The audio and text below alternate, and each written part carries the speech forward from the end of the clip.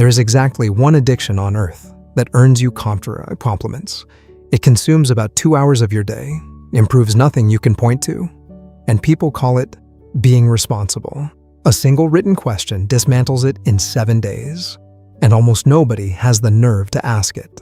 First, a warning about your backup plan. A Yale professor whose job is teaching persuasion got so hooked on a free step counter that she ended up pacing her own hallway at midnight chasing points.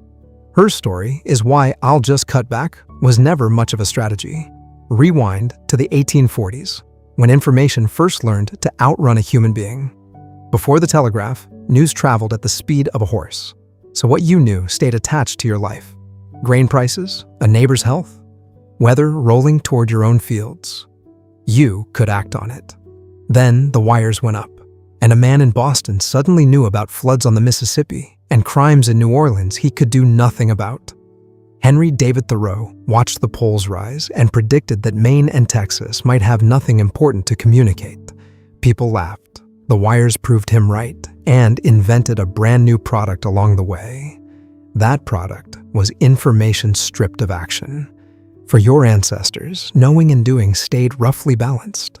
You learned things in order to respond to them. Today, you can absorb 10,000 events before breakfast and respond to none. The dangerous part hides in your wiring. Consume a distant catastrophe, feel the appropriate concern, and an ancient circuit logs that feeling as step one of a response. No second step ever arrives.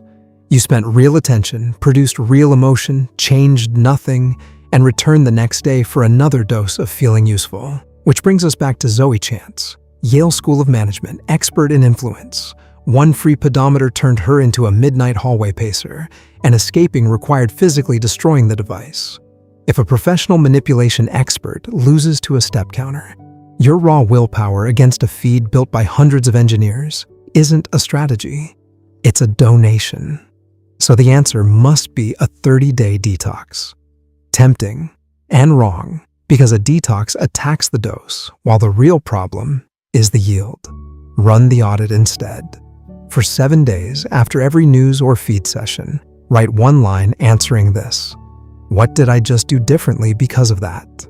Not felt, not learned, did. A decision changed, an action taken, a conversation started. Keep 2 columns. Hours in, actions out. By Sunday, most people stare at a fat column of hours beside a nearly blank column of actions.